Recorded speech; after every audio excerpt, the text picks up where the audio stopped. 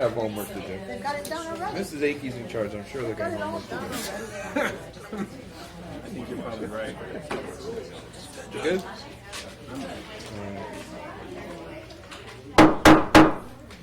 Call the Air Shirley Regional School Committee meeting to order. Today is Wednesday, January 20th, 2016. This meeting is being recorded by our friends at Shirley Public Access. Thank you very much. Roll call attendance. Mr. Quinty? I'm here. Mr. DeForge? I am here as well. Mr. Kelly, I am Joyce here. Reese's here. Joyce Reese's is here. Thank you. Please rise for the pledge.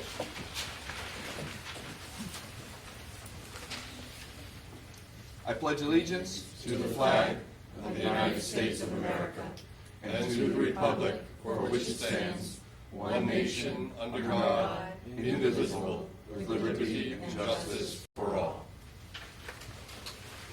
Thank you very much.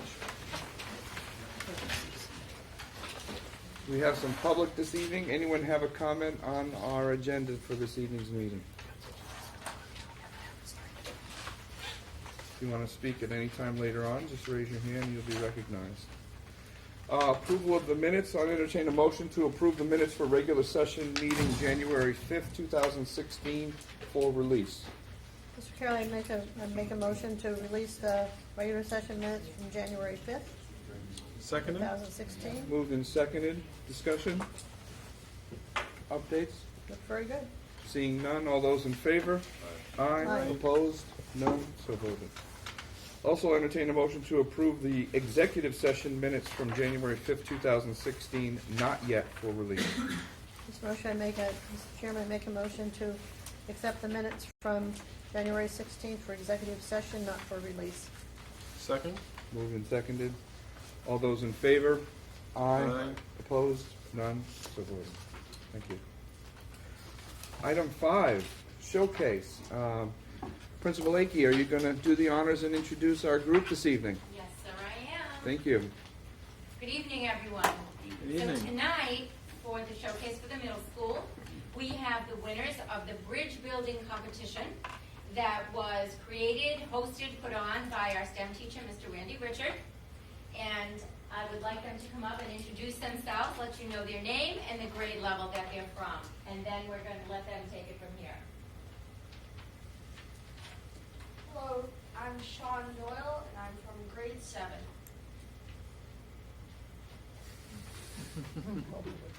Hello, I'm Nicholas Gamble, and I'm from grade 6.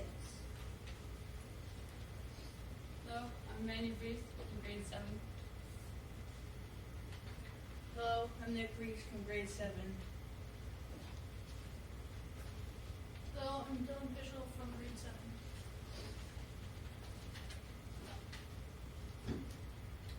Hello, I'm Timmy Tillman and I'm from grade 8.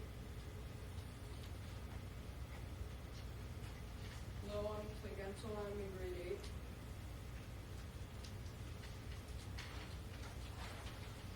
So, to increase student interest in the subject of technology and engineering, Mr. Richard decided to hold a bridge building competition. Students purchased the bridge building kit for $7 and worked on the project outside of school. There were 2 different categories, bridge design and bridge strength. Mr. Richard constructed bridges in the hallway made out of crepe paper and painted bridges on glass windows to inspire and activate student interest. We actually had the Golden Gate Bridge in the lobby for an entire week. Look up on the screen. That's actually what it was. It was pretty cool. There it is. Yeah. Mrs. Lyon in the library soon realized why Mr. Richard was drawing bridges all over her glass windows, and on her own found all of the books related to bridges in some way, and placed them on display. Everywhere we looked, we could see bridges. Just before winter break, we had the competitions. During lunch, all the bridges were on display, and students voted for their favorite one. Timmy Tillman won for best design. We also held our strength competition in the STEM room. There was a 4-way tie for first place, as we maxed out at 95 pounds.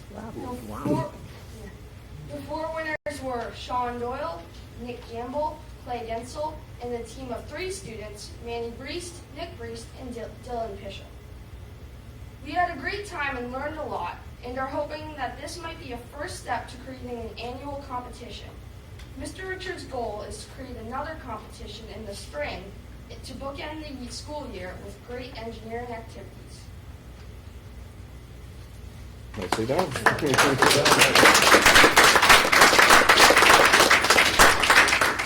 So we have some pictures from that day, and I'm going to show you a short video of the students with the weight-bearing part.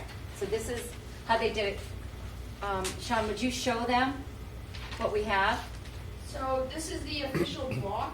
This was placed into the middle of the bridge. So for each bridge, we drilled a hole in the middle, and then this spring lever thing, we put in the middle and the block on top to hold it in place. And then if you look at the screen, there was a bucket. And at a couple of points, we thought the bucket might break before the bridge. It was holding a lot of weight. So. And would you show them what each student received as their part of their bridge building kit? They all had the same exact kit. Yeah, so in our kit we got 1,000 Wooden Crafts popsicle sticks. Some of them were multicolored. If you look over here at the bridges, you can see that a couple of them are multicolored or color coordinated. Can we hold them up? Can you go over here and hold them? Come over in the front. Come in the front and hold your bridge. Yeah, so you bring your bridges. Grab your bridge. Grab your bridge. There you go. All of you, grab your bridge and bring Come them on in. in, boys. Come on over in the front. Stand so they can see you over there.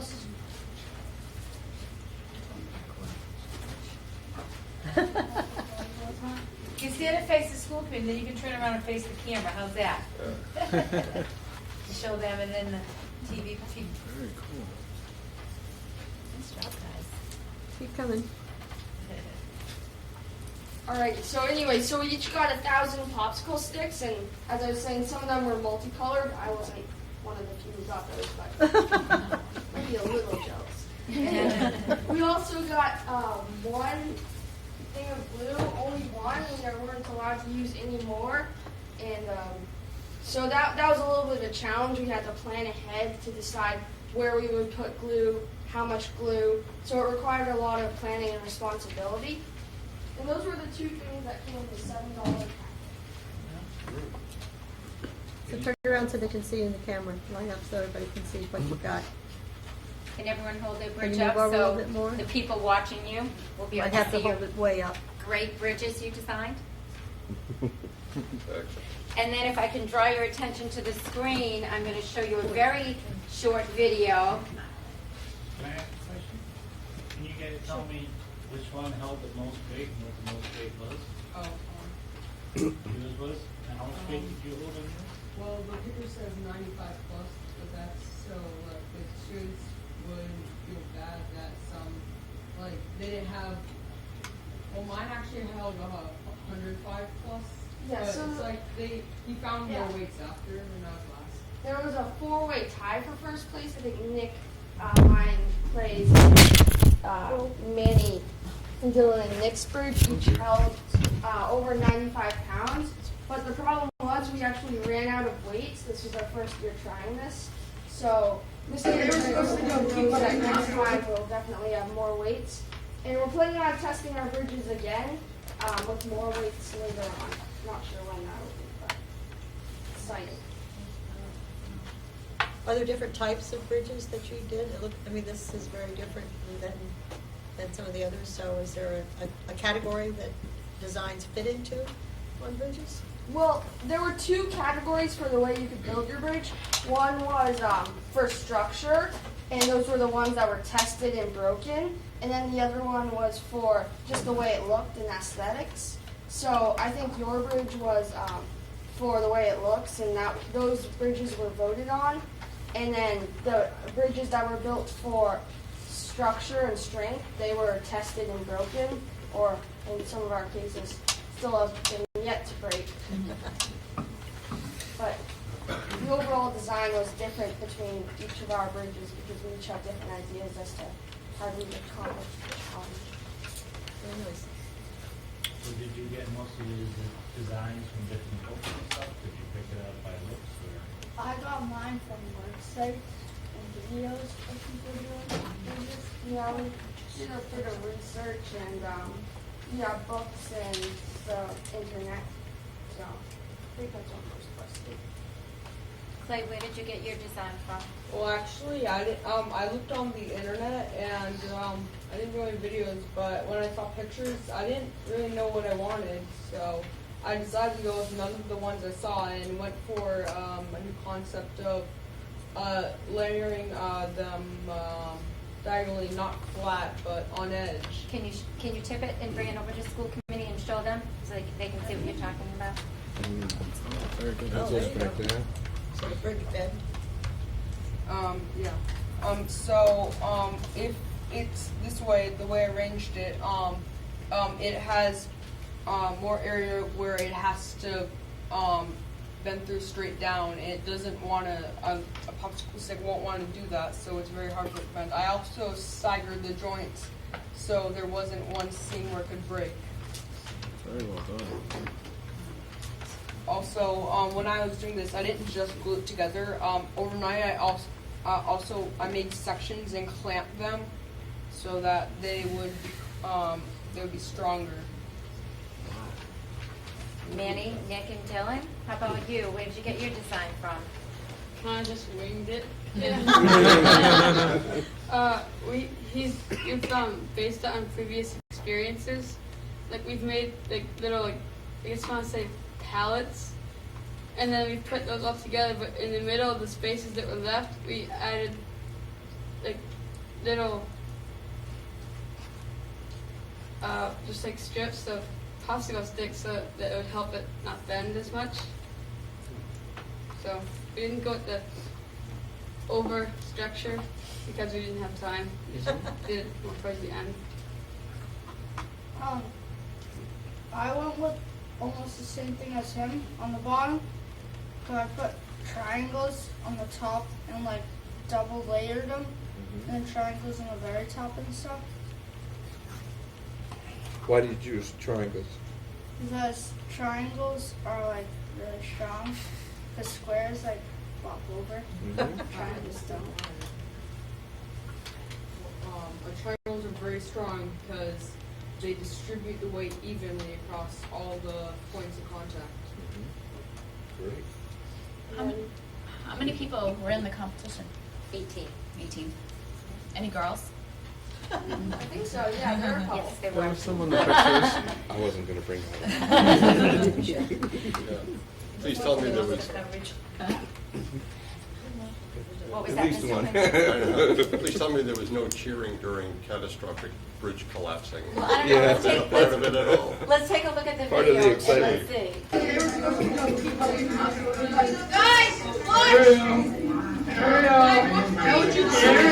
We had a little bit of separation here already a little bit. Okay, that's good. So we're going to go to 25.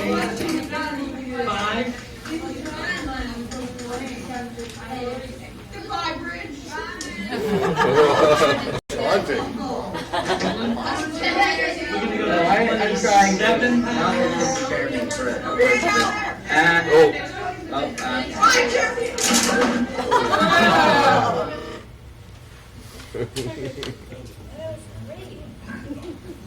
And that concludes our presentation. Did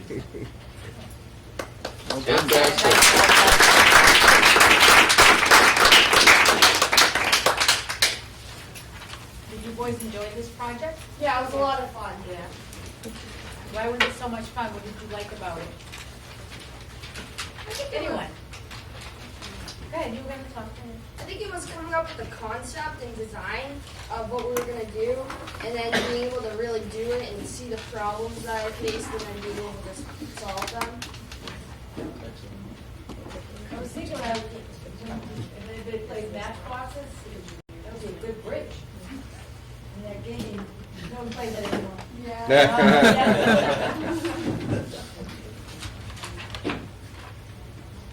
Well, thank you very much, guys. Very impressive. Congratulations on your success, and hope you continue to be interested in studying engineering and other STEM subjects. And thank you very much. Principal Akey, for bringing them tonight. Thank you for having us. Thank you. Our pleasure. Thank you.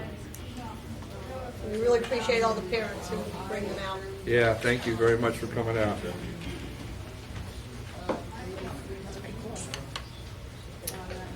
All right, item 6 has been moved to February 2nd, our next meeting. So, Dr. Malone, Superintendent's report. Sure, thank you, Mr. Chair. Start off with teaching and learning. I know at the high school, this high school finals, midterms. It's high school this week. This was written, I will tell you, we worked on budget, and we're very happy to be able to present the FY17 budget to you tonight. So we were working hard on that. Professional development tomorrow for K-8 educators. They will continue collaborating on instructional improvement through identifying instructional methods and evaluating curriculum maps using assessment data. They will engage in reviewing progress items and planning for practice sessions. 22 teachers are participating in a Google workshop, and we do have other workshops planned. There's a special ed workshop.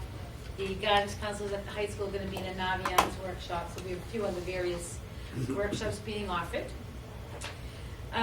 Mr. Quinty, you had asked, inquired about the high school dropout intervention program. You do have a memo from Mr. Vaga, but he is here with us this evening, so I'm going to ask him to present to you. Mr. Vaga? Everybody have it? Wrote a memo to me. It should be in your, it's in, either in your packets or. I can't get anything online, so. Oh. Michelle's got your packet. Do you want me to fix it again? Good evening. What you should have is a 3-page memo that I wrote to Dr. Malone. It is dated today, January 20th, 2016. And it is standard interventions for students who present at risk of not completing high school. What's on the first page are factors that we use to identify these students. They start as early as 8th grade. We can access information as early as 6th grade, depending on what the information is. And you can see that there's a list of items here. A lot of it has to do with identifying data that we can get from the Department of Elementary and Secondary Education. And some of it has to do with data that we take from within the system. So we use this to identify at-risk students as soon as freshman year when they come to the high school. Mr. Varga, you want to go through the acronym for US data? The acronym for? For US? EWIS. Oh, EWIS. Sorry, EWIS. It's part of Edwin Analytics. It's a Department of Education product and program that allows us to manipulate data on students, everything from poverty rate to early testing in 3rd and 4th grade. It gives us race. It identifies students by gender, single or double parent families. It will break down subgroups for us based on ethnicity and language status, if the student's an English language learner or not, how many years that they've been in school, whether or not they've been attendance in preschool. So the Department of Education gathers all of this information on children as early as possible, and then we're allowed to go in as a district at any grade level and see what's in there and actually select the data that we want to manipulate for the reports and to produce on the students for whatever our reporting purposes are. Mr. Chair, so it stands for Early Warning Indicator System, and it starts in kindergarten, and your colleague, former school committee woman Susan Terrill, was the developer of the US system, so. Yeah, thank you. When you flip to the next page, what we follow at the high school is the Massachusetts tiered system of response, and there's 3 tiers. The first tier is the most basic level. It's what we would do for all students. who are in the high school. And as you can see from the bullets listed here, the interventions include daily phone calls home for students who are absent and they haven't been reported to the school, as well as students who show up more than 15 minutes tardy. We also send home letters several times a quarter to parents, which will list the days that students were absent during a specific period.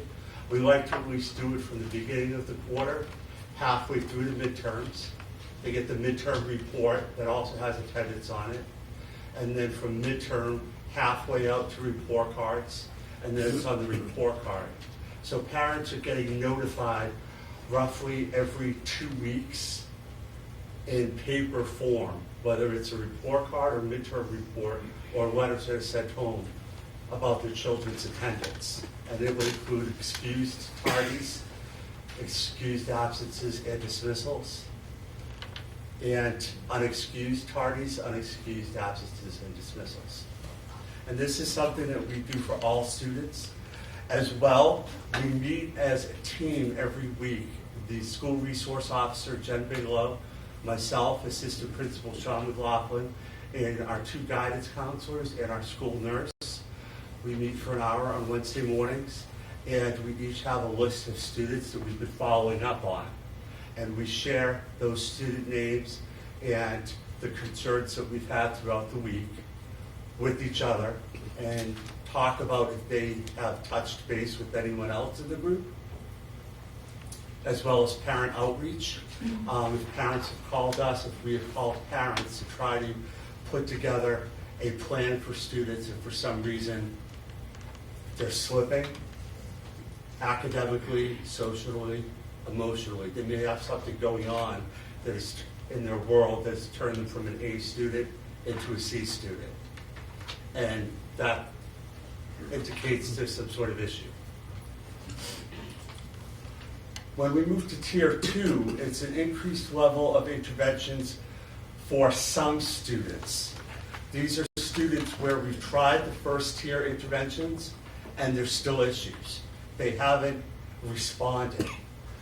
So what we do here in Tier 2 is we do a weekly progress report monitoring of their academics.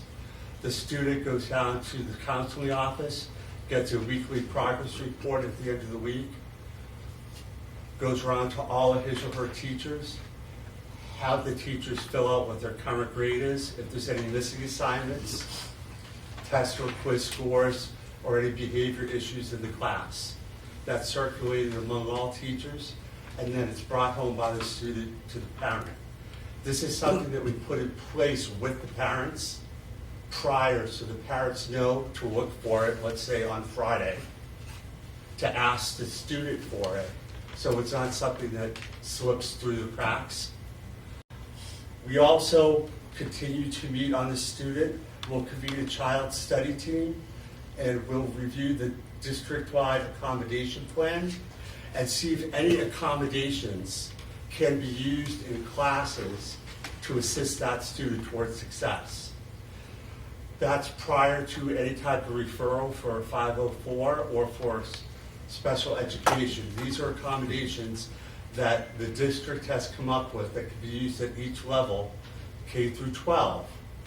And we would choose the appropriate accommodations for high school students, have the teachers try them out in all classes for a 4 to 6 week period, see what's working, what's not, convene the teachers after a few weeks, see how the students are responding, and if accommodations are working, we'll keep those in place. For the accommodations that aren't working, we'll drop those off, and we will try to replace them with other ones that are similar to the ones that are working. During Tier 2, there's also frequent parent-school contact, parent-counselor contact, and parent-administrator contact. It's not that just the parents are reaching, it's not just that the counseling department's reaching out to the parents. I'll call parents, the assistant principal will call parents, school resource officer may call parents, depending on what the issue is, if there's out-of-school issues in the community that are having an effect on students' progress. We also offer students credit recovery options to keep them on task. So if they failed one course during semester 1 and they're getting back on track to ensure that they graduate, we'll offer them to take a course online or over the summer to retrieve those credits so when they start next September, they're in sync with their peers. We also have received a grant over the past couple of years from the Department of Education that has allowed us to provide tutoring after school in math, English, and science to students. And what we do is we identify struggling students based on previous MCAS scores or PARCC scores and how they're doing in their current classes. And we would recommend them for this outside tutoring program. It happens after school, it's taught by certified teachers, and transportation is also provided by the grant.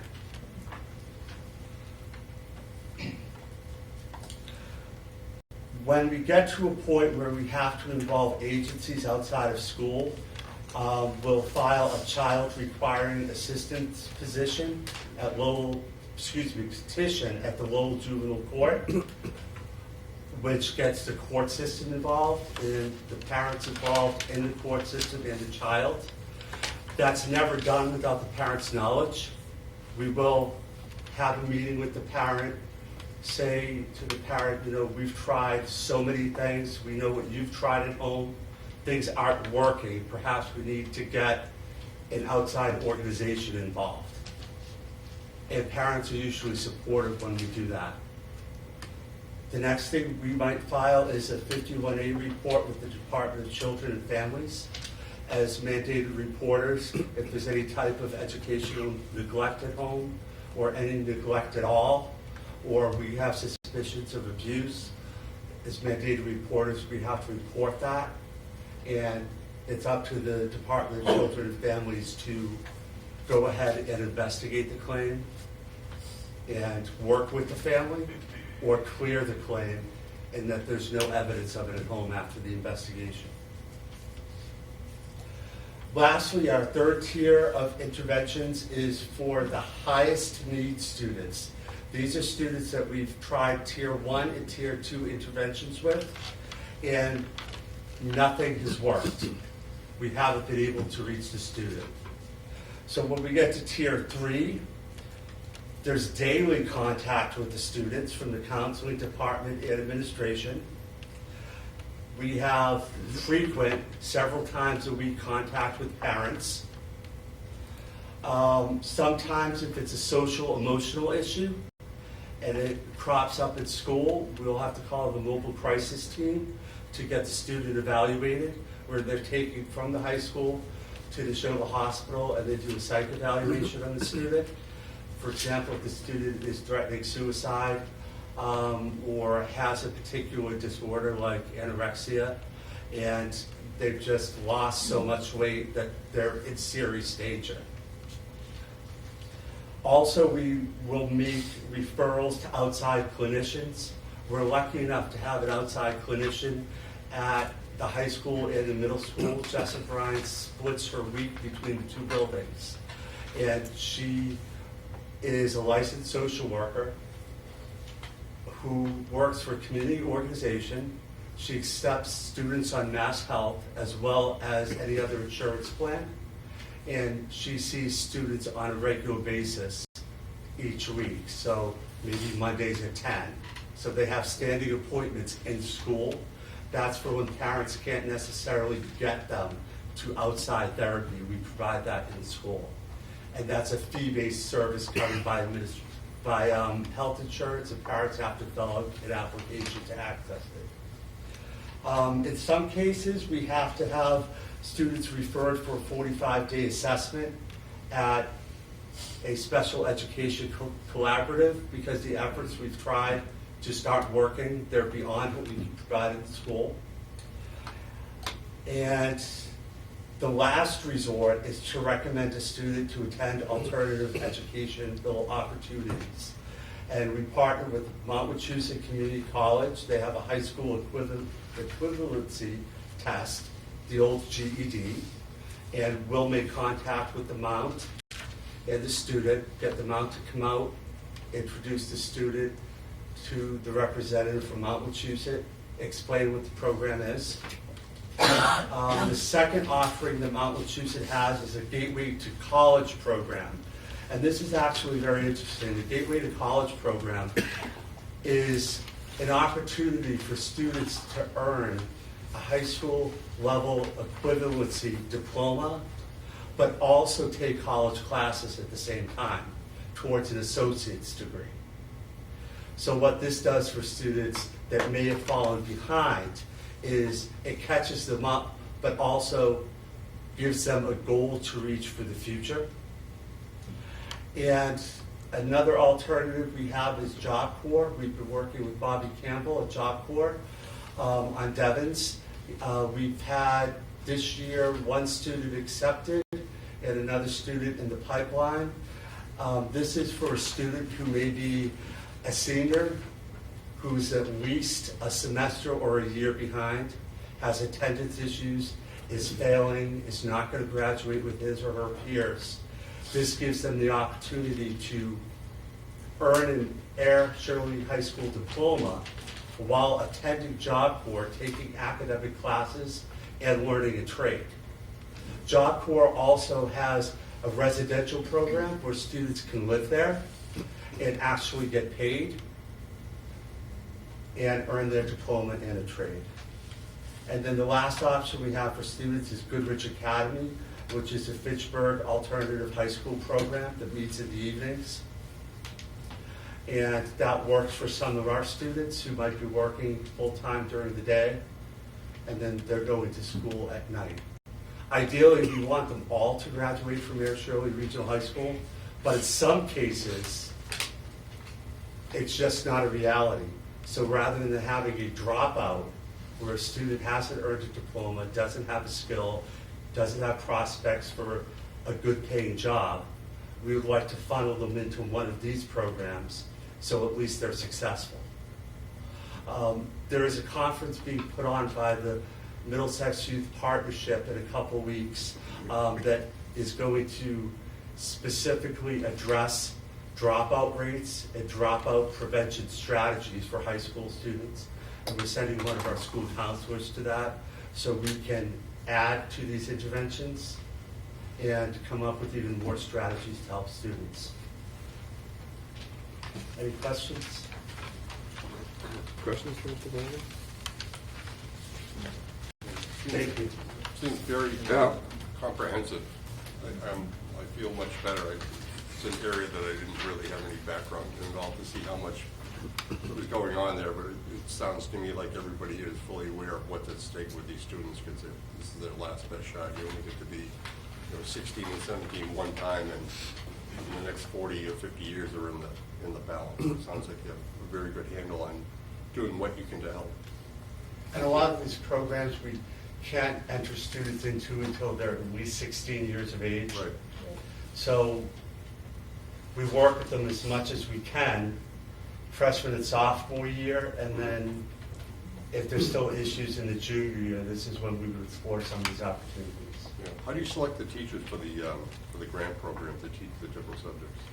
How do we select the teachers? The teachers, you have some of your teachers that are filling in for the grant program, the special tutoring program. That is posted within the district. Anyone in the district can apply. And we usually have people apply for each department. And it's just, one, are they certified? Are they currently teaching the subject? Those are our two priorities because we want to get the most qualified teacher to work with the students after school.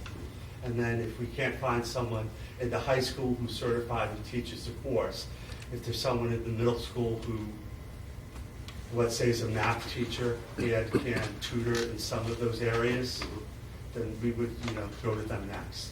Do you happen to know how many students we have that are in a tier 3 situation? That are what? A tier 3 situation. currently? In a tier 3 situation, this year as seniors, we have, I know 2 right off the top of my head that are constantly in my head, and possibly 2 others. Right. Good luck to you. And good luck all. Mr. Barker, I don't think people realize how lucky we are because of our location, that we have Job Corps sitting in our back pocket. And it's a wonderful program that's top down level. They let the kids learn there, and the way that's run is an awesome program. And then we also have the Mount right here at Devon. So, I mean, we couldn't ask for better locations to help these kids. Right. And one thing we don't have on here that we do put students in who graduate, graduating seniors can go to Mount Wachusett and be part of their STEM or biotech program, where they actually take classes at Mount Wachusett and they're working with a biotech company, let's say, and they're getting paid to do that. So the tuition is waived, the classes are free toward their certificate or associate's degree, and they're learning to operate in a specific industry. And we've had recent memory in the past 2 years, we've had 2 students take advantage of that, who, didn't want to go to college, weren't going into the military, didn't know what they wanted to do after high school. And we presented them with this option, they were successful, so. Thank you. Mr. Varga, is there an at-risk list coming from the middle school for freshmen? We work with the middle school as we start the scheduling process, and they define at-risk students for us. Mm-hmm. And then we do a little bit further investigation. Sure. And then I don't know if I picked up on the criteria to go from tier 1 to tier 2 to tier 3, other than it's not working. I mean, are there specific behaviors or situations that move somebody up There or are. down the ladder? There's specific behaviors that are observed, but also when we find that the interventions in one tier are not working at all, and the student's making no progress, we would go to the next tier. Ms. Chip, I saw that you're looking at grades.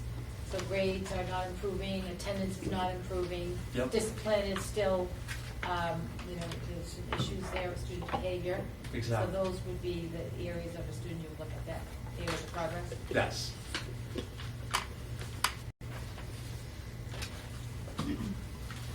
Any other questions from the committee for Mr. Varga? Thank you very much. Thank you. Appreciate it. Dr. Malone? Accelerated repair plan.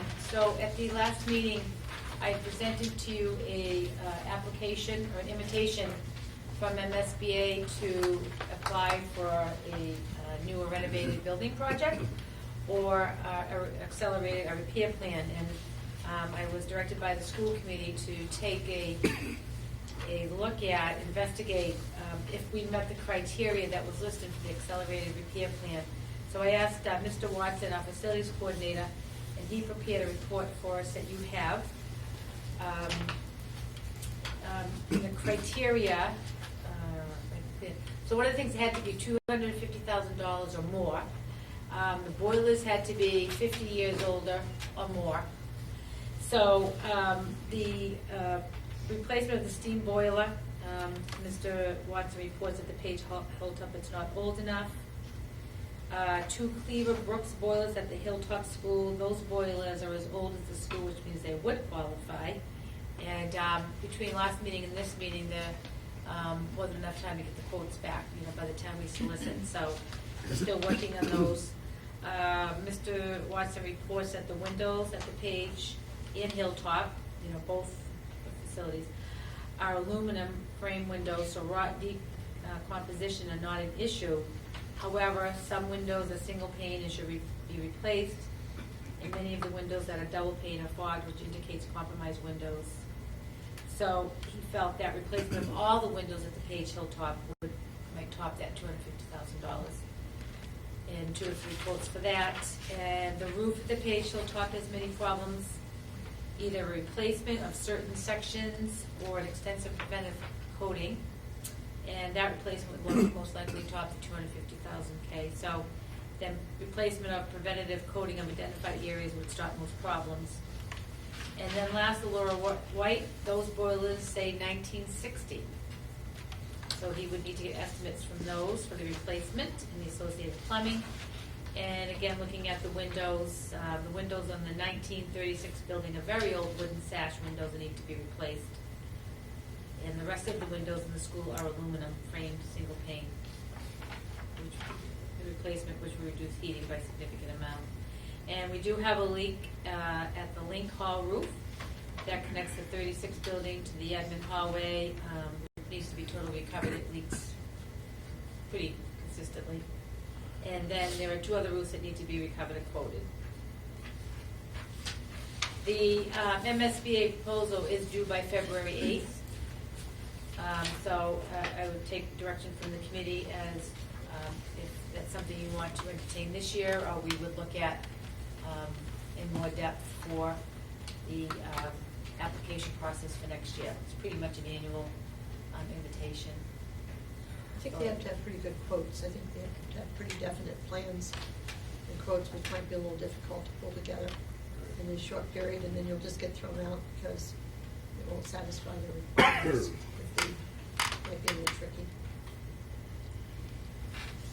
Mr. Quinn, did you have No, I just think, I mean, there are a lot of opportunities to fix things between Page Hill Top and Lori White, and I think it would take us a fair amount of time to figure out where the money would be best spent. I don't think that we'd be able to do that before the 8th, so. Yeah, I think the time crunch is a concern, and the effort that has to be put in order to fill out all the paperwork that goes to MSBA is significant.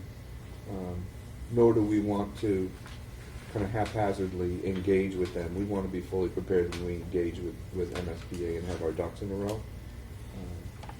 I think we want to put it on our agenda to get the quotes that we need to get. And, I mean, just because the boilers meet the age doesn't mean they need to be replaced. Right. So let's get that condition fully documented. The windows definitely are concerned because we sure could use the save on the heating, although price of oil right now is pretty good. But it can't be all that comfortable for students. So if they're single pane windows, it's got to be cold to be within a few feet of them. So that's not a situation we want to continue on very long. Okay, so we'll continue to get quotes and work on this so that should it be submitted next year, we'll be better prepared. I appreciate that. That I think is a good plan. Thank you. And then continuing on, personnel. An agenda item, I'll move on to that when Mr. Chair brings that item up. Newsmakers, Jennifer McGrath, an 11th grader, is graduating from her internship at the BAE Systems School to Work Women in Technology program on Tuesday, February 16, 2016. This is quite an honor for Ms. McGrath.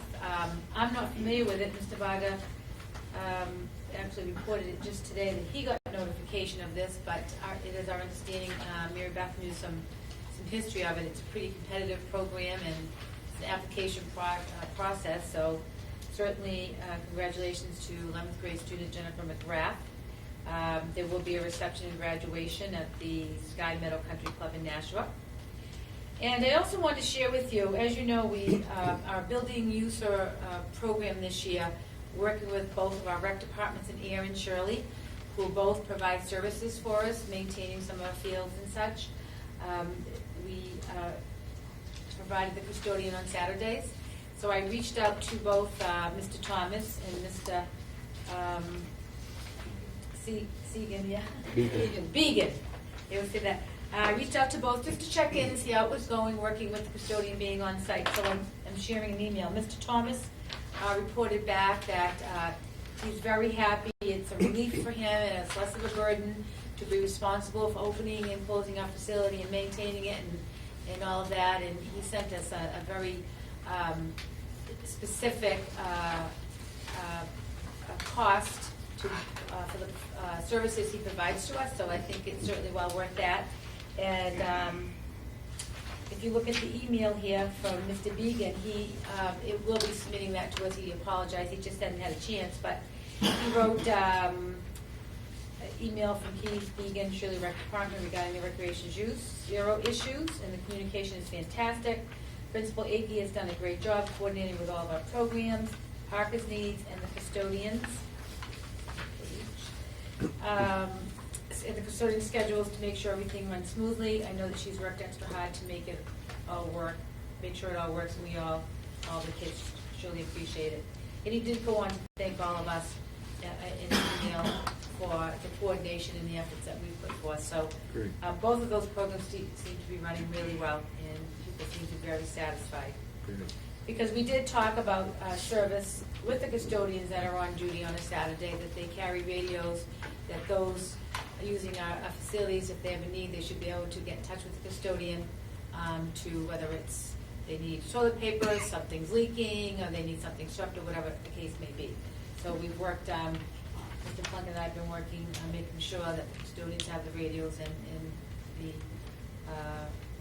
supervisor, director, or coach has the radio as well.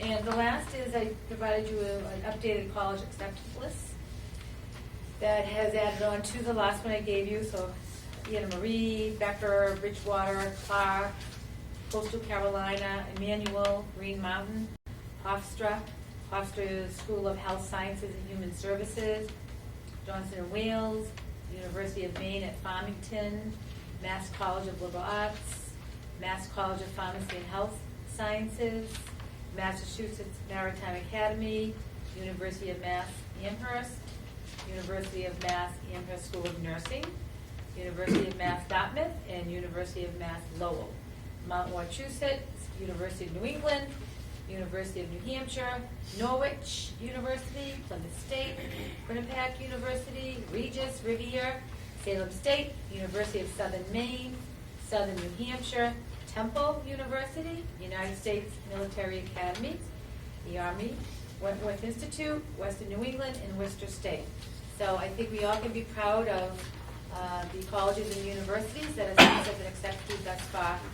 Still fairly early in the game, so I hope that all of our viewers that listen to us are hearing us and know that we're providing a high quality education for our students. And they're getting accepted into some pretty good colleges and universities. Yeah, fantastic. And that completes my report. We're going to move right into the new business on number 8. Sure. Tonight I bring to you, as you know, we have been looking for a special ed director here in the district. We posted the job last spring, and it was decided that we were going to wait and repost again.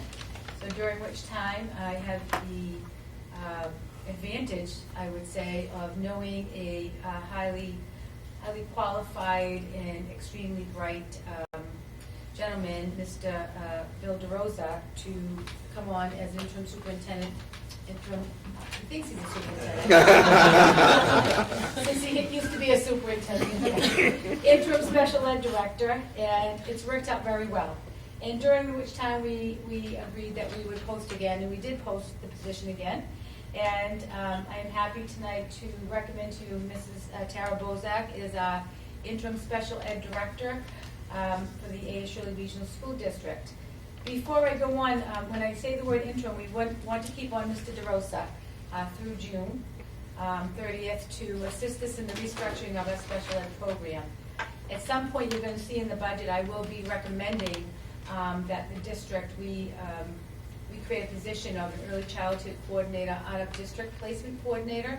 The special ed position in this district really was a job or a position that really held a lot of responsibility and a lot of oversight in many departments.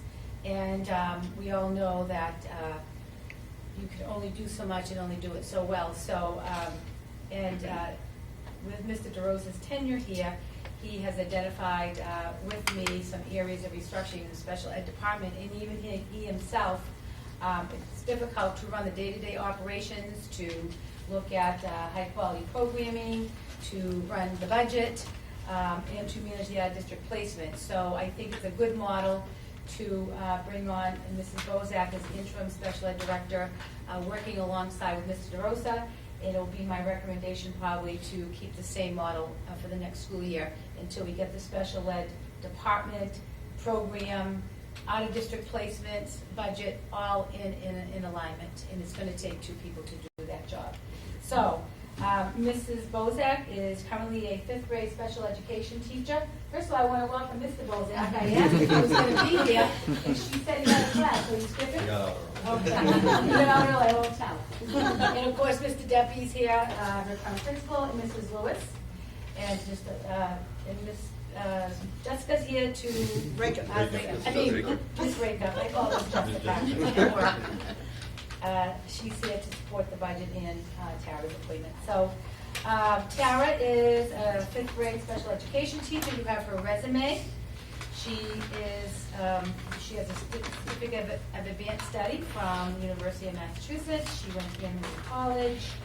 She has a pretty stellar educational background, is in a doctoral program currently, which is quite a undertaking, and it's quite challenging, and it's quite a rigorous program in addition to working full-time. Prior to that, she worked at Wheelock College. She was a Child Assessment Institute coach. She also worked along with Mrs. Lewis, running the ARKD Club for many years. Yeah, and she also works with the town of fire department. She's an EMT, and works along with her husband at times. Yeah. I tell them what to do. So, That's why I'm sitting between them. Back in early September, when the school year started, Tara had approached me, and she needed to complete 4 hours of an internship.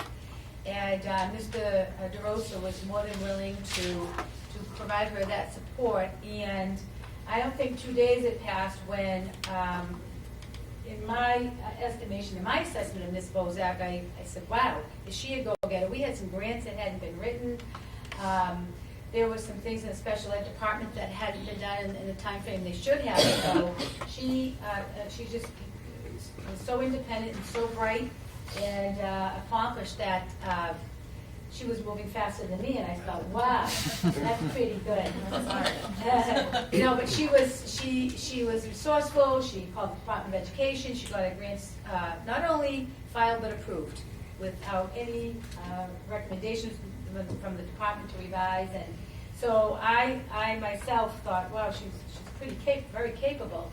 And then Mr. DeRosa also, Mr. DeRosa has been a special ed director or superintendent for 9 years. He's been in the education business, and I highly respect his opinion, his assessment of others. And right away, he also identified Mrs. Bozak as having some real strong potential. Tara has lived in this community for her life. And, when you look at candidates for positions, that is always a consideration. My first year here and throughout this year, having private conversations, or just conversations with Tara, her support for this school district and her passion for the students and her desire to see the district excel and improve is beyond what you see in a lot of people, and that certainly has emerged her as a top candidate for this position. So I would like to bring Ms. Bozak up and present her to you, and if the committee has any questions, or certainly Ms. Bozak.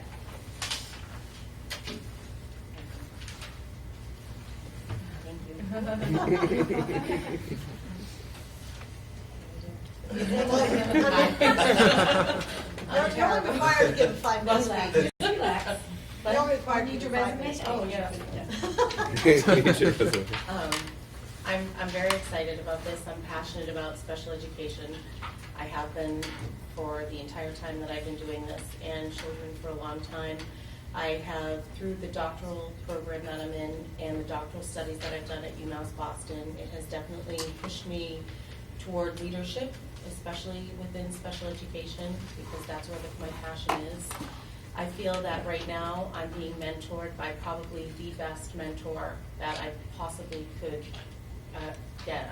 I'm very blessed with that. I feel that every day he pushes me to do more and be better than I think that I am, so that I can continue to grow.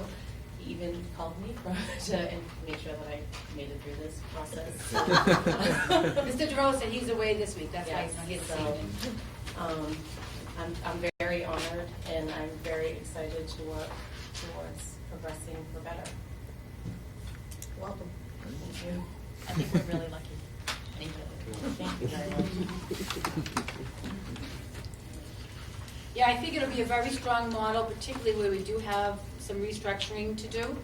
I'll talk about it a little bit later in the presentation, but our preschool, I'm a year and a half into my tenure here, and the preschool that we have here is just a gem and an asset to this district. And it's something that I really want to grow. It'll help grow our enrollment. Not a lot of districts have a pre-K program built into their educational system. Most pre-K programs are off-site, daycares, and students are brought to school for services, whether it be speech or special ed. And here in A.S. Shirley, we're most fortunate to have this preschool program for 3- and 4-year-olds. So that is going to be a real focus for me, particularly next year and the rest of this year. So, Tara has a strong background in that area. Eventually, when Mr. DeRosa is no longer on board, I will probably be looking for that position. The other thing I want to mention is we have a budget, and with Mr. DeRosa and Ms. Bozak, we will stay within that budget. So for this year and next year as well. And every year after. So Terry, you want to do this? Yes. From a school committee perspective, right, one of the things that we have to do is look at efficiencies. And the SPED department is presently not falling in that category. We know, and we've taken some steps based on the recommendations of Dr. Malone, to put the programming together that the district needs to keep as many of our kids here in our schools, because that's the best thing for them, as long as we can provide a program that meets their needs. That's always our goal.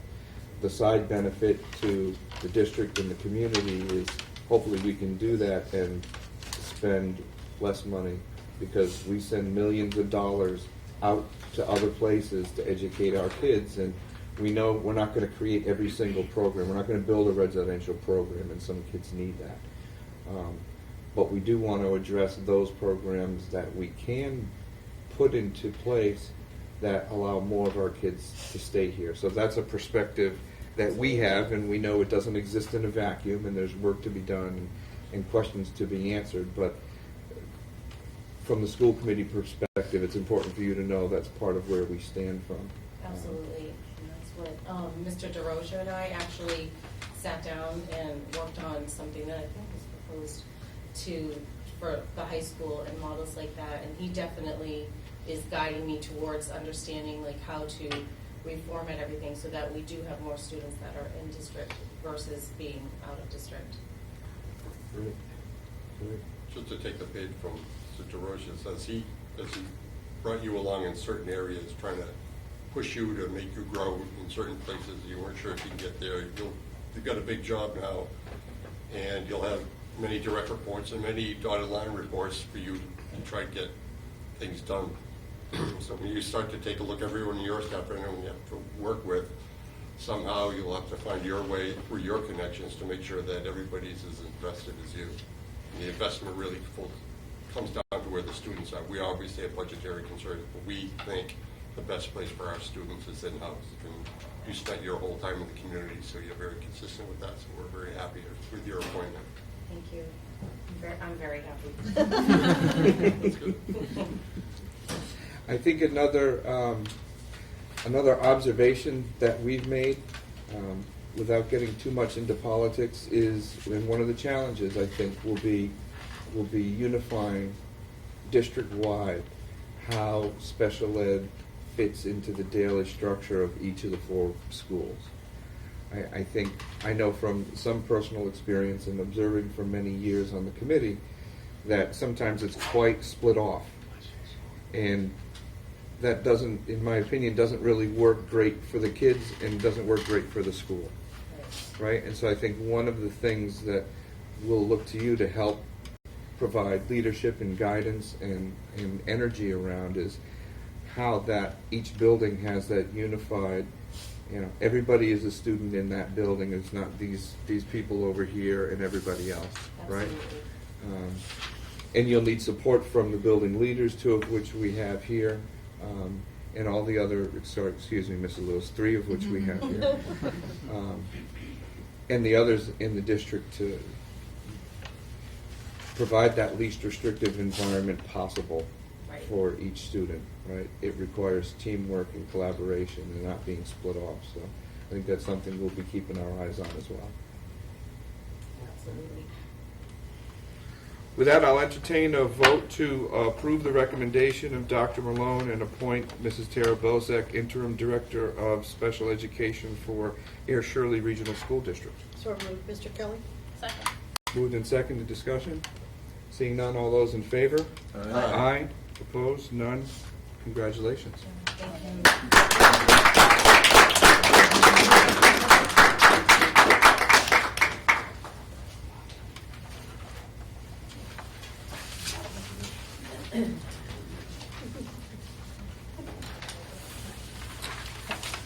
Ongoing business, Mr. Plunkett, you want to just briefly show us that final review on the transfers?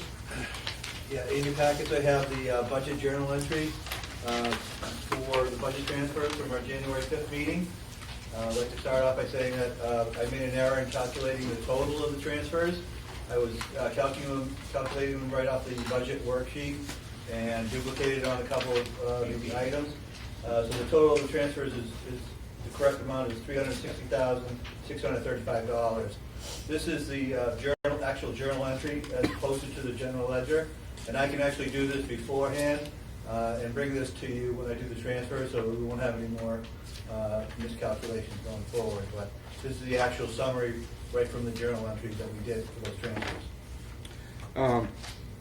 Thank you, and thank you for the correction.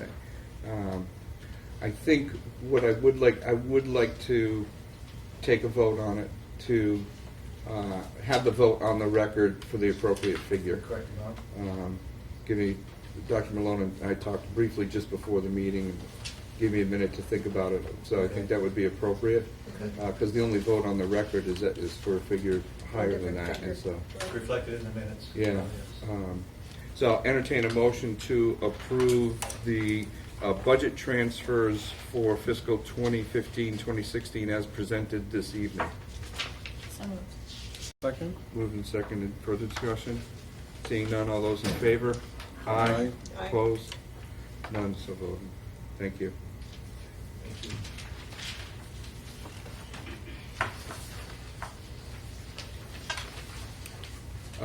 Dr. Malone, you want to present the preliminary FY17 budget? Sure, thank you.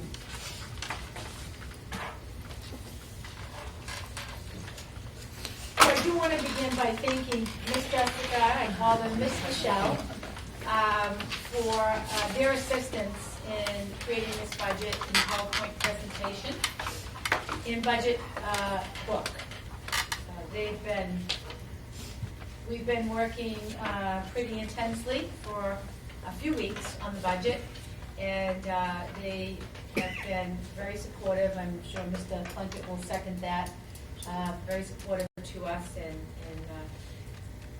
change this, move this. They're very patient, and so we appreciate their expertise. And I really want to recognize their assistance in getting this budget. Before I go on, I know you have in your Google Drive and then some of hard copies. So what we've been trying to do, this is year 2, is develop a budget book. I don't know if you have one, Mr. Quinty? You do. Okay, you don't have to get up. So what a budget book was that? Also want to recognize Mr. Sawyer from the Shirley Finance Committee. Did you get the book, sir? I did, yep. Okay, great. Okay. So typically, this is the budget, and you would get the budget as it is, which is a very good budget, but accompanying this budget is information about the district, guiding principles of how we develop the budget. It just gives the taxpayers and community members more information, so I wanted to show you that, and we will have these available when we do, when we present to both towns, and then, of course, at town meeting, so. I don't know if anybody has any questions on it. There are some budget booklets, by the way, that are almost 250 pages. I don't know if I'll get there, but we'll try. Okay, Save a couple trees. I'm going to actually move closer to the slide. So this is our preliminary budget presentation, and as I said, we spent a lot of time thinking about the budget, developing a budget that improves academic programming, sustains our current programming, helps us realize some of our priorities, such as instructional technology teachers at our elementary school, maintaining reasonable class size, and presenting a reasonable budget to the community. And I think we've accomplished all that. Our agenda in this budget presentation will include enrollment and demographic information, special education, English language learner information, and then the actual budget presentation. Our core beliefs, you've seen these before, but again, all of our work, we're all here for students and student achievement, and we all need to be grounded in our core beliefs and our vision. We wrote the district strategy plan this year, and we have 5 strategic levers for which this budget is built upon: curriculum instruction, educator effectiveness, management and operations, school and district culture, family and community engagement. And these objectives and those actions that support these objectives drove this budget. As a 93-year plan. 93? Go back. Take a look. Oh, 93. Remember I said, oh, change that. I said, oh, that's going to be changed. That's okay. That's okay. You're very, So 93. You're very forward-looking. I plan to live that long. Okay, so then we just gave you the budget timeline. You've already seen it, but we felt it was important to keep. So here we are tonight, the preliminary budget presentation. The governor will file his budget on January 27th. We will present to the town of Shirley, the Board of Selectmen and FinCom on the 8th. AIR is on the 9th. Oops, sorry. And on March 1st, hopefully the school committee will vote to adopt the budget. And then we have 2 town meetings. April 23rd is the Shirley town meeting, and then May 9th is the AIR town meeting. So pre-K student enrollment. We're very fortunate to have increased enrollment here in the district.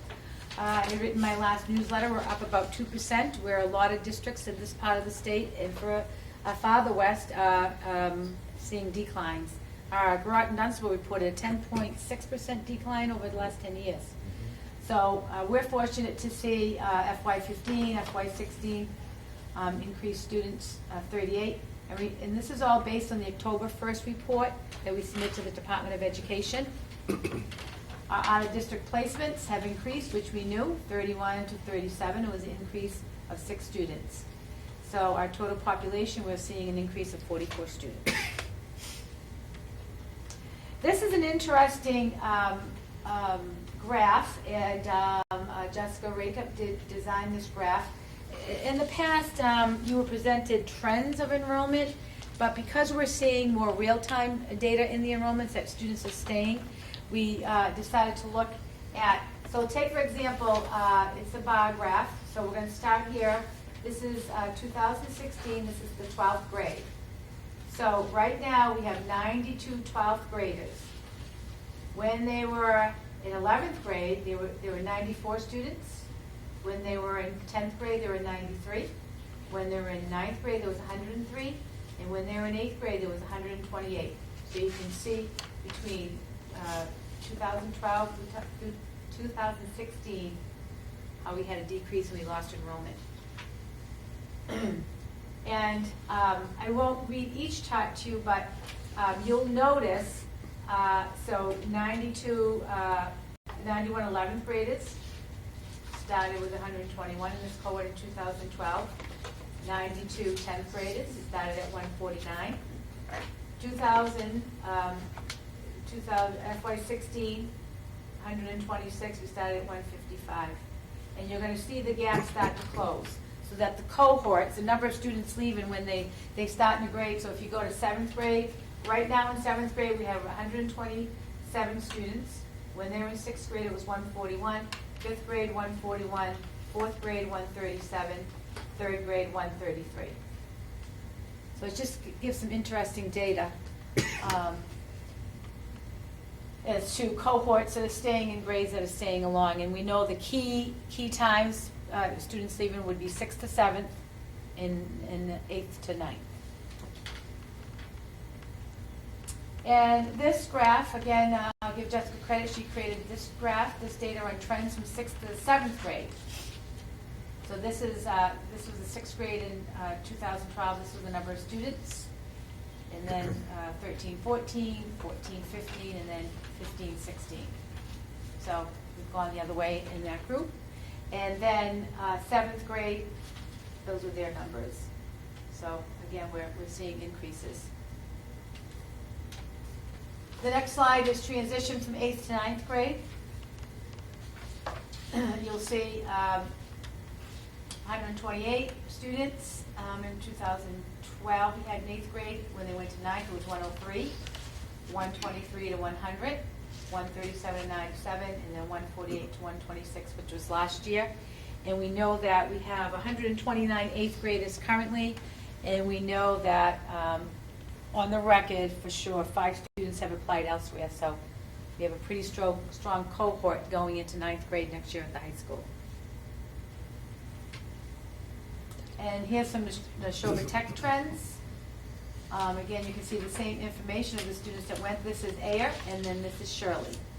So I know Shirley this year, Shirley has a decline, which we knew this current year, which will be good for them. And then Ayer, pretty level along the way. Kids going to Neshoba Tech. So I think when we didn't go back to 2012, but I know prior to the regionalization, the choices for Shirley students was Neshoba Tech, Ayer High School, or Lunenburg.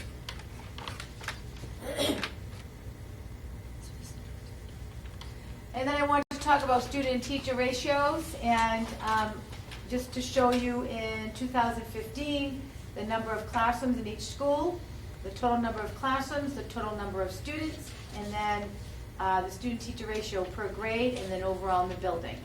So this was 2015, this is this school year, and this is what we're projecting for next year. So people get very concerned about class size. We do have bubbles here and there. We do have a bubble at the Laura White. There are 24 in each grade. We will be adding a teacher to the 3rd grade, but the number will remain the same. It's just a large number. But overall, if you look at the class ratio, we're pretty consistent overall in the district and throughout each school. If you look at Law, Page Hilltop, you can see the consistencies. So this year at the Laura White, next year, we had 17 sections. We're adding a teacher, so we'll have 18 sections. And we're going to reallocate from Page Hilltop from 25 to 24. And the middle school stays the same. And this 21.5, that was actually 20.5 until we added the SPED teacher.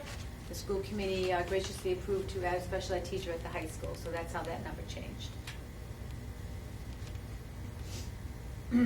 Here's the special education enrollment numbers. What I tried to do, or in most cases, tried to keep data we presented to you last year, and then the data from this year, so you can see comparisons and have some historical data.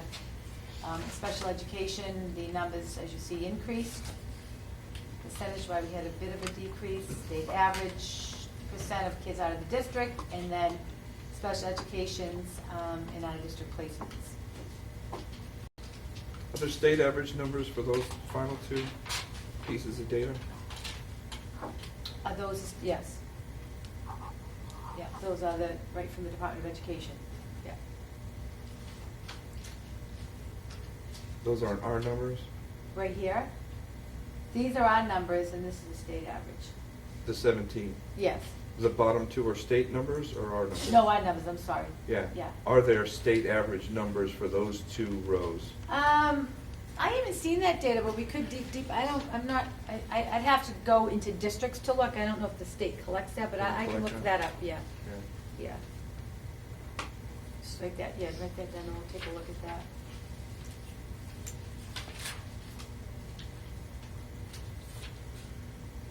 Okay, and then our special English language learners, we have some, I think Mary Beth told me about 14 students that have indicated that their first language is other than English in our pre-K.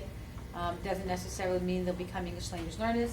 We'll test those students in the spring, and then, I don't know what our new enrollments, our new registrations will bring for ELLs.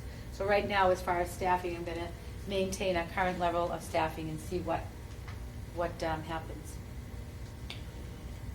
And our special education programs, you've seen this before, pretty much the same programs. This Student Support Center used to be named Therapeutic Classroom, and I feel that had a stigma to it, and it was quite negative. So we renamed it the Student Support Center. And over here, I have new. So this is the special ed program this is the continuum of services, K through 12, to restructure our programming so that we are able to keep more students in district. We have quite a few students that are in the program in the middle school, so. And this is the Laura White and Paige Hill talk, and we're gonna be looking at these special ed programs and the grade levels that they serve and things, as we move on through the year and plan for next year. This slide talks about the cost range for placements per year. Last year, our range was from 37, I'll just round it off, 37,000 to 240,000. This year, we have 8,000 to 247. And that 247 is for one student. That's the highest placement that we have. So total cost, 37 placements, in FY15, 2.5, and FY16, we're at 2.7. Which was 9.2, this out-of-district number is 9.2% of our general fund. That's not other special ed services and inclusion teachers and other programs in district, that's just out-of-district. And Mr. Plunkett, Yeah, I'll take this one. he and I are in tandem, and he's going to take over the next part of the presentation. This slide I'll describes- advance for you, I'll see you Okay. again. This slide describes the calculation of the RLC and the net school spending above RLC. The RLC is set by the state, the governor, when the governor sets his budget. So we're using FY16 numbers right now. The governor's budget sets the amounts that Air and Shirley are required to pay. They also have an allocation for Neshoba Tech because Air and Shirley are both members. The allocation for RLC is based on foundation budgets and enrollment that's provided by the state, and is approved by the legislation. The RLC for FY16 was about 66.4% of the operating assessment. The rest was the net school spending and transportation. The calculation for net school spending above RLC is as per the regional agreement.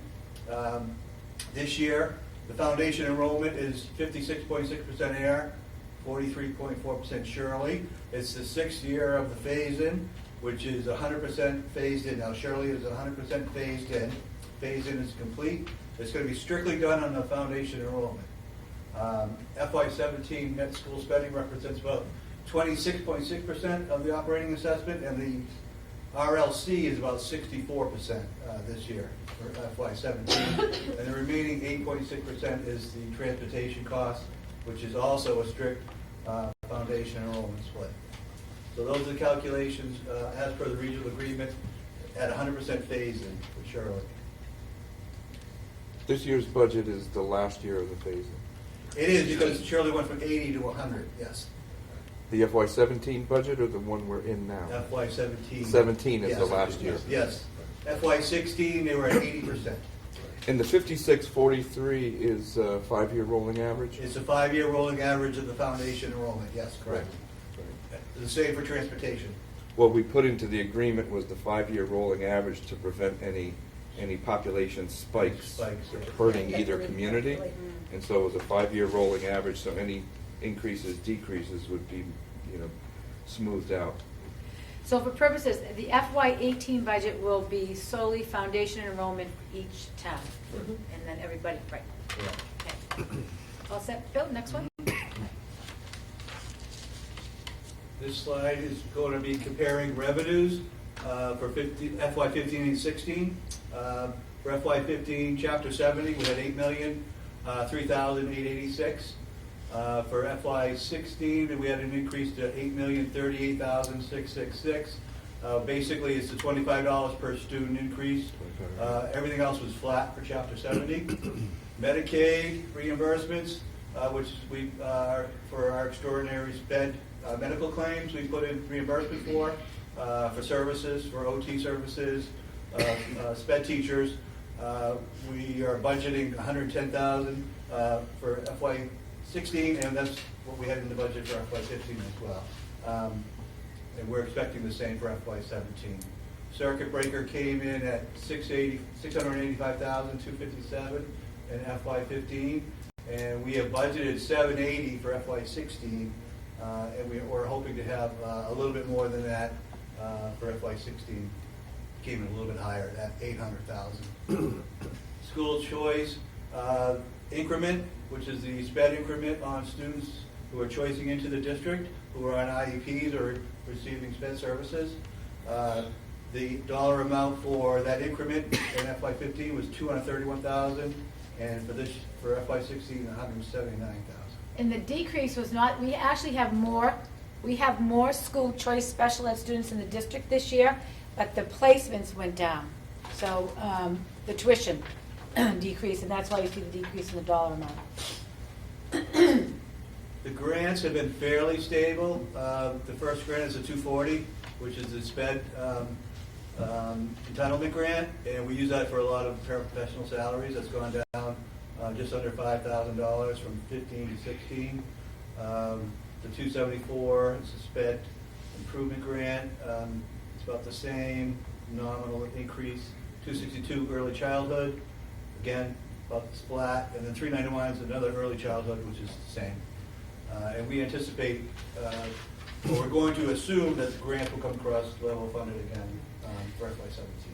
Right, so this budget is really, except for where we had to increase, is what we're looking at as a level funded budget. You will see how through reallocation and efficiency, we are adding some new programs and teachers, but basically it's a level fund budget. It's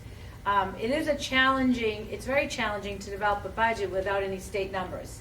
But we are pretty confident to assume we're not going to see large increases. We haven't seen them for years, and I don't think this will be the year either. So it's pretty responsible to budget in pretty much what you got last year, you'll receive this year in the grants and in your Chapter 70. For budget trends, we have 4 fiscal years that we included for this slide. We updated it for this year. So starting with FY13 and going through 16. Our general fund is the appropriated budget. You can see how through the years it's gone up.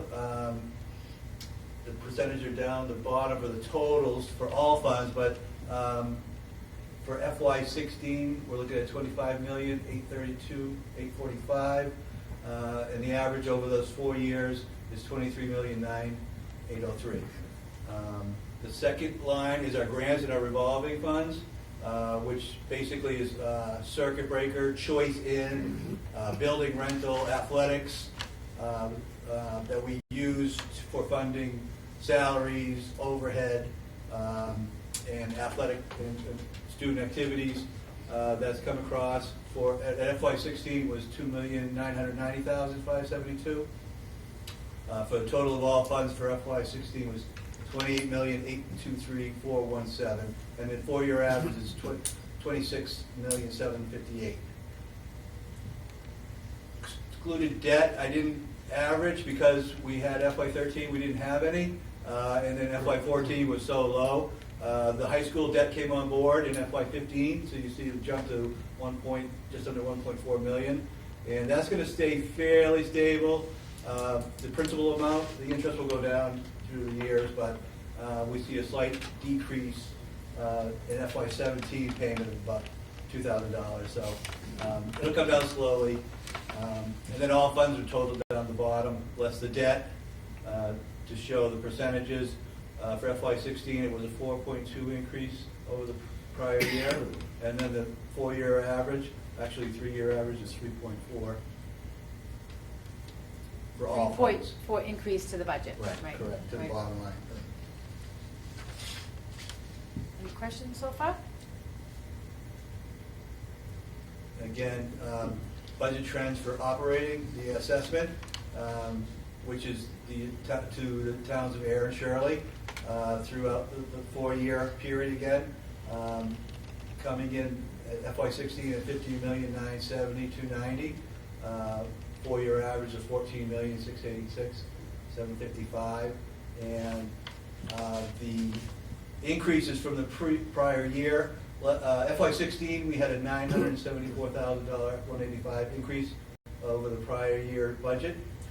Last year was 6.5%, and the total for the 4 years is 5.5%.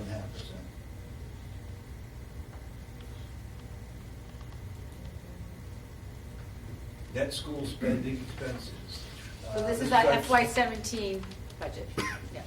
This is how the assessment is arrived at. The total assessment is all of our net school spending and our appropriated budget, plus transportation, minus revenue, Chapter 70, Medicaid, Charter in from the state, and then that's what the balance is, what the assessment is, which the pieces are the RLC and then the net school spending above RLC.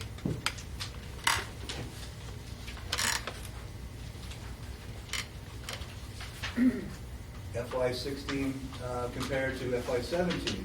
Chapter 70 in FY16, we had budgeted $8,038,666. In FY17, we're using the actual amount we got in FY16. It came in a little bit higher. There was an adjustment midway through the year. So we're coming in FY16 at $8,047,361. Regional transportation for FY16, we are going to receive 62% reimbursement on our prior year transportation, 1.5 miles or more. That was reported on an end of year report, which is going to be $254,000. We've already received half of that. And then for FY17, there's talk of regional transportation reimbursement being subject to appropriation, which means it may be subject to 9C cuts. If the governor wants to be able to have, I think, that in his back pocket as he goes through the budget process. So we're going to fund it at 50%, and who knows, we'll be lucky if we even get it, but we're going to conservatively budget it at 50% for FY17. Charter tuition reimbursement. It's always been subject to appropriation. Well, that's what I think I forwarded that. They had, they discovered that through the investigation of the law, it's actually been in there all along. So we didn't need to call lawmakers and lobby for them to add or to take that away. The governor wanted to add it, but it was always there. So that's why Bill and I in discussions, I said, well, let's budget this very conservatively because it's something that can just evaporate. Yeah. Well, we saw that 4 years ago. It went down to 35%. Yeah. We also had a FY16 increase to the charter tuition reimbursement of about $25,000. So we're going to include that in our revenue projection for FY17. That's good news. That's going the right way. Yeah, again, school choice is our students going out. What happened to charter? That's not the right way. That's not the charter. That's the wrong way. If the reimbursement's going up, then the cost is going up. That's not what we want. Right. That's the charter tuition reimbursement, okay, that we're getting for revenue coming in. That's not what we're paying out. Well, then, but the paying out has to That means increase more also. students are going out. Right. Right. Right. But it's That's bad. good news for Redmond. Not really. But I think we lose out. Not if you take all the numbers. What's that? 3 or 4 more? The number of students, Bill? For what? The number of students that went out in Adult charter. They didn't have the numbers on the estimate update they did in December. They didn't have the FTEs. We shall write that down. I We'll get that. don't know if I have it with me, but I will find it. Yeah, we'll find out. get that back too. Yeah. Check the we should have the charter trends on here. Yeah. Yeah, we were gonna do that. We, I didn't have time. yeah, I was trying to get it. I was. Okay. we It's were. okay. It's So- it's V1. Hang on. Yeah, this was Right. preliminary, We're yeah. good So shape. we'll add We're good things shape. to it. These are good questions, yeah. So some of our budget challenges, we have an 11% increase to our health insurance, which we had last year, and the same as this year. Bill, it's, go ahead. The health insurance increase. We've been told by our representative at Maya that we will be at the upper level of the increase. They do a band, they give you a range for increases through the group that we're in, the co-op group for health insurance. And because of our data that we've had, our claim data, we've got a solid 4 years of data now. They're anticipating that we'll come in at the higher end, which they're saying is going to be 10.9 to 11% increase on health insurance. Second year in a row. The 6% increase in the pension assessment is Middlesex County retirement. Again, they have much better actuarial data on our group.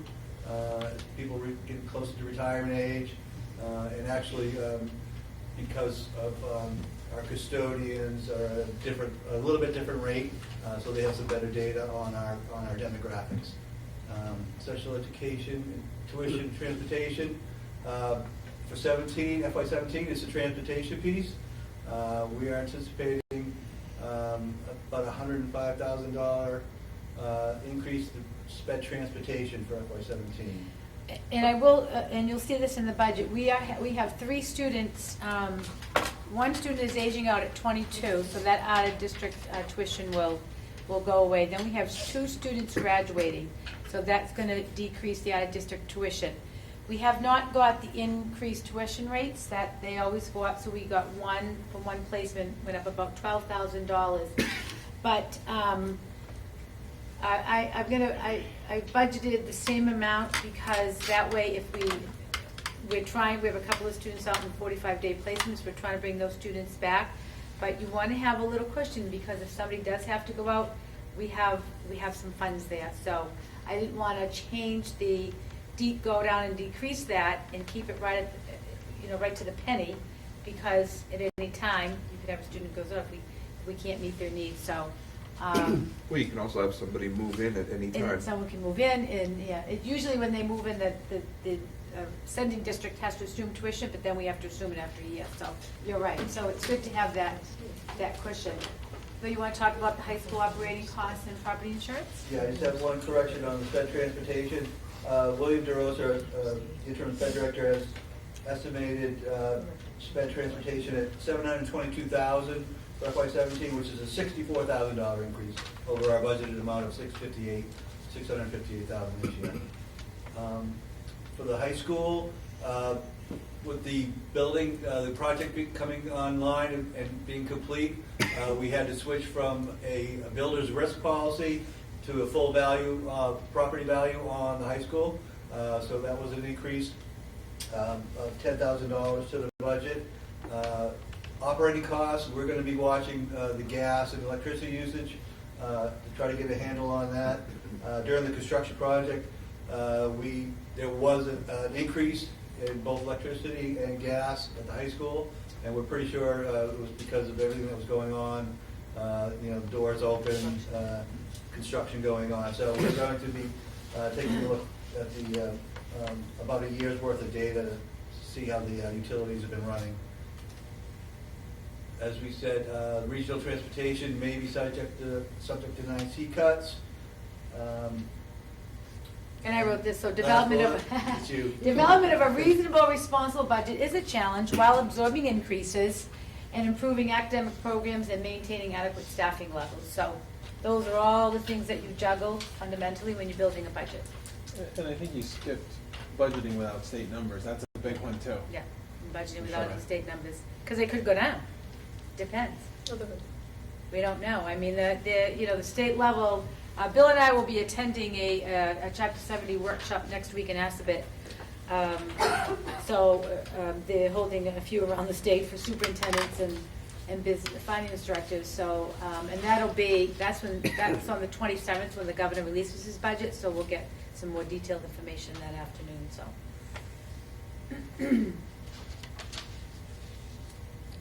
So, do you want to talk about some cost decreases? We had some cost decreases as well.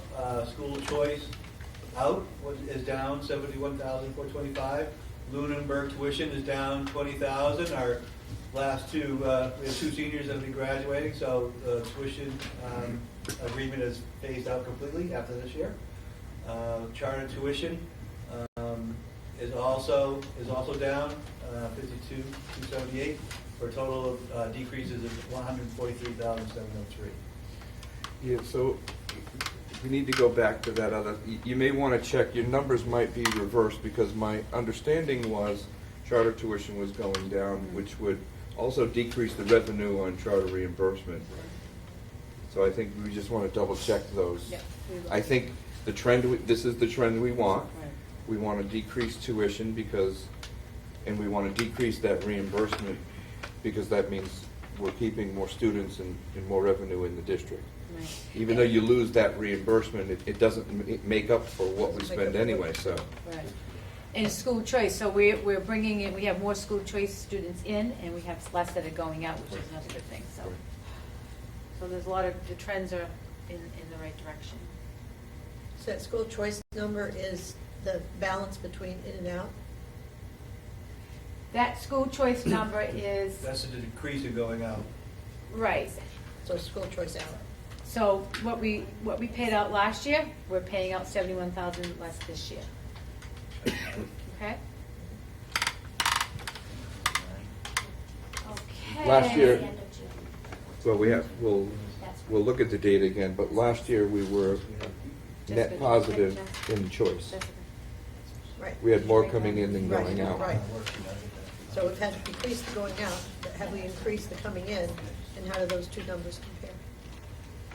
We'll bring you back some school choice numbers as well. We don't have, it's a year behind. Right. So that's the problem with those numbers, charter and school choice. So then we wanted to give you some of the level funds and the percentages of Mr. Plunkett. You want to go Here's ahead? our fixed cost increases this year. We have our contract negotiations are up for the teachers, and we have put aside $380,000 for all salary, non-union, union, including the teachers, which is 2%. Plus $100,000 for steps, which are built into the teacher's salary schedule, and to a lesser extent, the other YASME units as well. Health insurance, there's our 11% increase, $305,500. Again, it's the second year in a row. Also, our health insurance for retirees, we're going to have 5 new retirees who will be out at 50% of the premium split. So we've included 5.5% increase to them since they're absorbing half of it. But that our retiree group is growing, so we have to budget for that as well. We're starting to feel what the towns have felt for a while. Transportation, that's our $64,000 increase, about 10% of that budget. Maintenance supplies, we have with the high school, we have these wonderful rooftop units for the air handling, but there's thousands, I would have to say, of filters in each of those units, hundreds in each unit for thousands total that we have to replace every 6 months. So that's something we didn't have in the budget that we're going to put in the budget now. Also for water meter upgrades, DPW and Air is rolling out an upgrade program that we have to comply with, so we'll be installing new meters as per their request. It's ongoing. They actually asked us for that this year. We asked if we could put it in FY17. They agreed, so they helped us out with that timing. Is our pension assessment, our Middlesex County going up 6%. And then homeless transportation, we only had $15,000 budgeted. In FY15, we had $59,000 in expenses. So it's something that's really exploded. We really saw a significant increase. This year, we haven't seen as much activity, so I'm not sure if that was a one-time event or just the circumstances and demographics in the town. But we did want to make sure that we had that more realistically budgeted, since we did have to absorb that in other areas. Utility increases, we have an increase to gas and electricity across all 4 buildings for a 12% increase, mainly due to electricity. And the insurance, there's a $10,000 for the high school increased property value, property insurance. Was there a significant bump? I mean, there was a bump in electric rates. Is that the reasoning for that Yes, increase? yes. Yeah, it went up to 18.5 cents, I believe, when you add the delivery on and everything. And we estimated, I believe it's 2.4 million kilowatt hours across the district, so that's what we used. We started talking to, we were going to start to have conversation about maybe tapping into a solar grid. Yes, we are. We just haven't yet. Yep. Yeah, we will. Okay. Yep. You ready? We have solar. Who's our, who do we select for a supplier for electricity now? It's N-Grid. I'm not sure who the supplier is. I don't think they use a secondary vendor. Well, they don't do anything. They They go buy that stuff. Right. They're just the infrastructure, but I know that the town, we just voted to go to a single supplier by exclusion for the town. Before, you know, people would come to your door and say, hey, would you like a cheaper rate? You get all the mailings and you just want to And now we've got a default status where it's like, if you don't tell them you want to opt out of the choice, we've selected a buyer to go and purchase all the electricity the town has the savings on. And I'm wondering if the district is able to throw its usage into that. Well, we have 2 schools in Shirley. Yeah. You know, we might be able to do, we should probably reach out to them, find out if we can tag on, because National Grid doesn't care who supplies the electricity. Their money's on the infrastructure. Right. Right, and they just get the default buyer, and you just get what they serve up. We should reach out to that to see if we can do it, because the savings could be considerable. We'll reach out to Robert Pomprion and Patrice. Yeah, Patrice will have the update, and Brian Dumont. Okay. And the total increases, fixed increases was $937,700. So this slide here, we just, last year we had given you through January 2015. We've updated it to 2016 to show you some of the unanticipated costs in the schools. These costs here are for Page Hilltop. This is the repair, this is the cost, and this is the total amount. This is the total amount last year, this time. The next slide is the high school and the middle school. So when I saw the high school, I said, I can't put this on a slide. The high school has repairs, but it was just part of the building project. We had to do those panels on the gym. Yeah. And then the fire hydrant meter, I'm not sure, Bill, that was to move it for the fields for the... Yes, we have a hydrant on the field that we're using for watering, and the town wanted to make sure that we had a meter on there for that usage. So, yes. We couldn't water the fields too. Yes. And the middle school, you'll see, so the total there for the high school and the middle school, so a little lower than last year. And then Laura White, they get the prize so far this year. It's been low cost over there compared to where we were at this time last year. Right, knock on wood, so. But it's important to know that, you know, when things come up, you have to fix them, obviously, and, Michelle? 2015 total 47,000. You know what, I think. They're only showing the stuff that was over $1,000 each. No, no, it is, it's a running total. Oh, I did change it, okay. yeah, yeah. I was gonna say that. Yeah, no, you're right. It's the grand total at the bottom there. Yeah, Yeah. but it is a lot cheaper, yeah. Bill, go ahead. Okay, the assessment calculation, we have our total assessment of $60,761,027, which is a $790,737 increase, or 5%, with the foundation split the RLC and the NSS. The total for air is $10,112,856, and that's an increase of $309,280, or 3.2%. And Shirley at 100% phase-in is $6,648,171, an increase of $481,457 over last year, over FY16, as a 7.8 increase. And that is the last of the phase-in, so the percentage of Shirley's increase compared to their assessment is a little bit higher because of that 20% jump. And initially, it had been calculated at about $100,000 a year. It actually crept up a little bit. It was like $107,000 last year, and rough calculation is about almost $140,000 this year, just for the 20% increase. For the shift. There's a 5% increase on the assessment year over year, not a Right. 5% increase in our budget. No, 5% Because increase on the assessment. seven That's the not- assessment only. Right, it's what, 2% increase in the budget? 2.8% increase. 2.8 on the 2.8% increase in the Right. budget. Bottom line, 2.8 on the Yeah. increase. Right. From last year to this year, and then the assessment is at 5%, right? Any question? No, I mean, different years, same story, right? Mm. Revenues from the state don't go anywhere, right? $25 a head, you know, we get an extra 30 grand from the state, and that's supposed to make up the difference for what the cost increases over a year. The other grants stay flat or go down, and so everything falls on the towns, the only place, our only other revenue source. Right.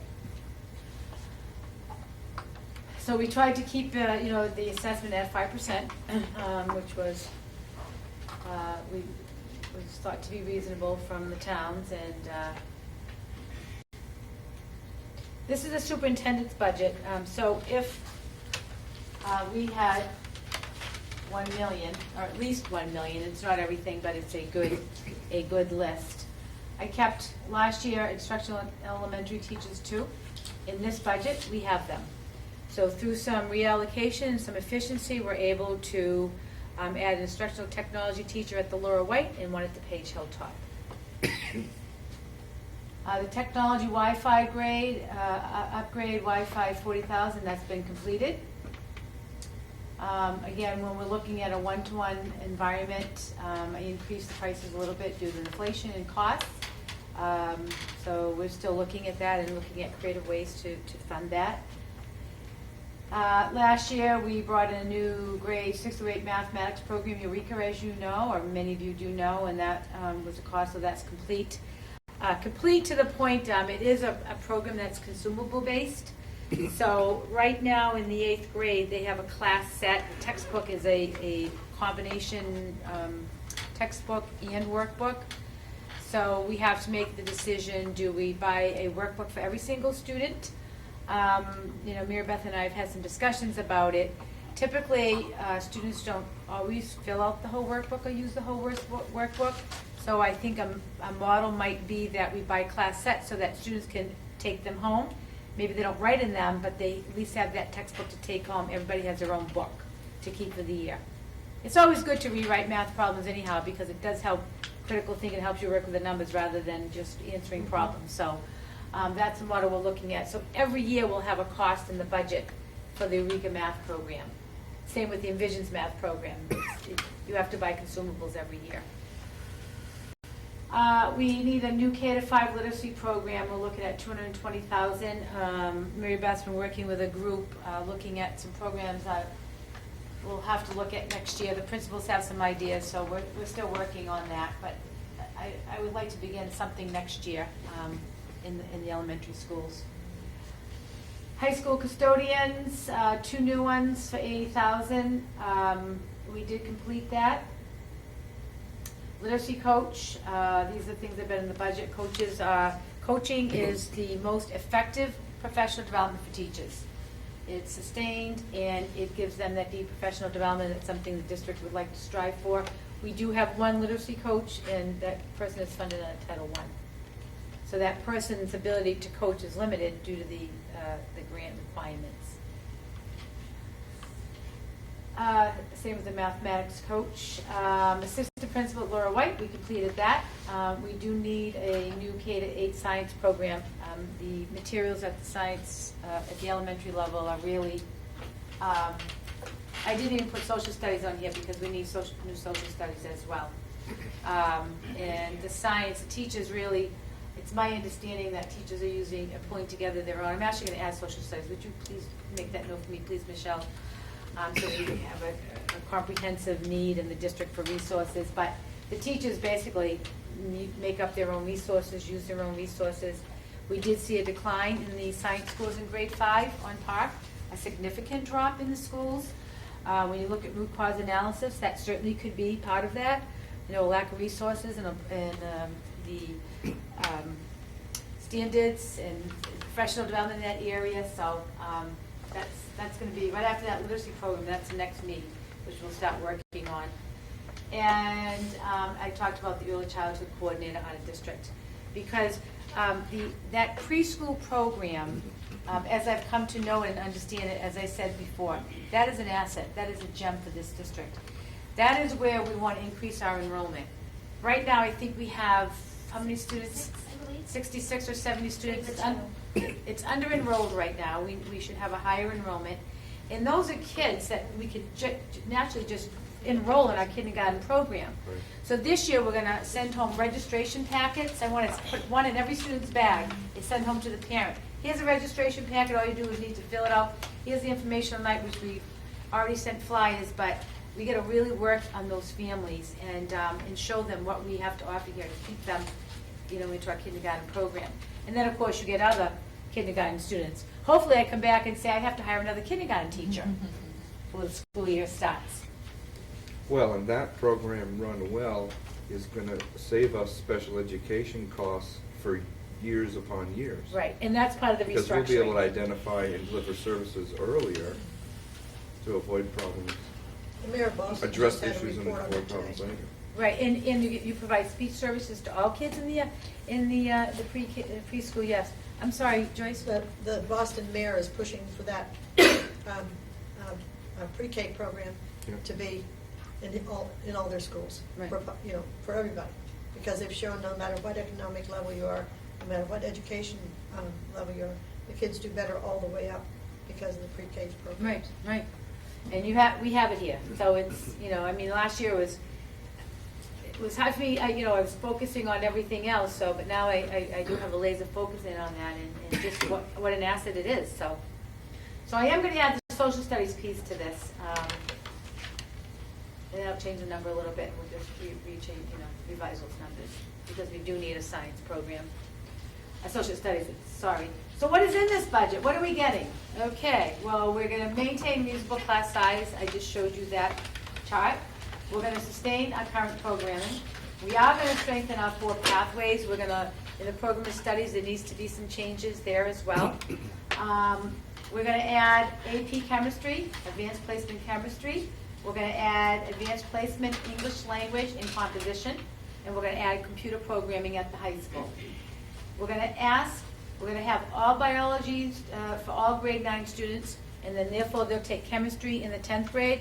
So this is working on our strategic initiative of rigor in the core instruction. If you look at surrounding high schools, 9th graders are taking biology, in 9th grade taking the MCAS in ninth grade, and they're taking chemistry in 10th grade, and our students need to be on that track. The text and materials for those courses have been budgeted in this current budget. We just reallocated some of the monies at the high school, so we're buying AP chemistry books, we're buying more biology books, and we're buying the textbooks for the English AP course, which those are very expensive. I think those books are going to cost us about $11,000. But again, we looked at the high school budget and the supply lines and textbook lines, and we just reallocated to get these, prioritize these needs. The international program at the high school, we have a student. Hey. And we have a student who is coming into 12th grade.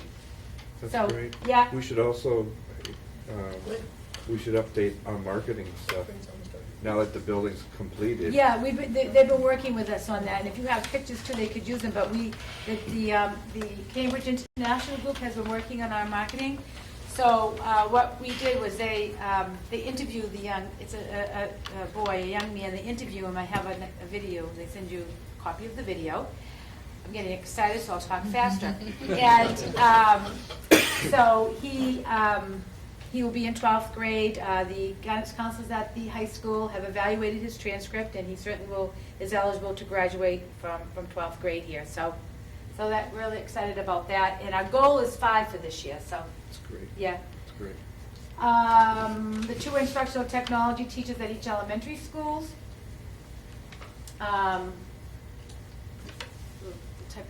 So again, through reallocating and looking at positions in the budget, we're not cutting anything, but we were able to fund those two positions, and the teachers will be really happy because they've been asking for instructional technology teachers at the elementary level. Employee portal for software. Do you want to talk about that, Bill? Employee portal, our payroll software. We have an opportunity to upgrade to a hosting situation with Infinite Vision's Tyler Technologies. They make our software.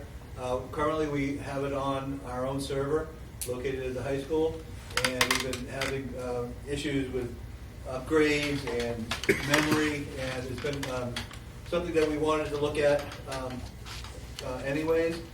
They will, for increased cost of $12,500 for the first year only, they will host our software on their server. They'll take care of all of the upgrades. They will, we can have more users because it will be web-based without increased cost. And also the portal is available for all the employees. They can get all their payroll information, their W-2s, their W-4 information. They can see their withholding. They can do enrollments. We can also roll out all of our trainings on the portal where employees would have to do the required conflict of interest, any professional development we have that we wanted to do through that portal. It's a great way to conduct our training, our required training. After the first year, the cost would go down to the original cost of our current maintenance agreement that we have with the payroll company, the payroll software. So it's a one-time increase of $12,500 to go to the remote hosting and the employee portal, which we're going forward would be stay with us forever, or as long as we have that system for the same annual rate that we have now. So what's the 12.5 for? It's all the licensing for the first year and getting it up and running. I have a copy of the proposals that we have, so I can forward you a copy of that. Yeah. It's got the current setup, it's got hosting only, and then it's got hosting with the portal. And it's actually cheaper to go with the hosting with the portal. And I'm not really sure the reasoning for that, but it's the same. Because that's what they want you to buy. I'll get you that estimate. Well, it's smart to be on the cloud. It is. Get out of the server, running our own server business, get on the cloud. That's going to save us money in the long run. I'm going to add the grade 2 teacher at the Laura White.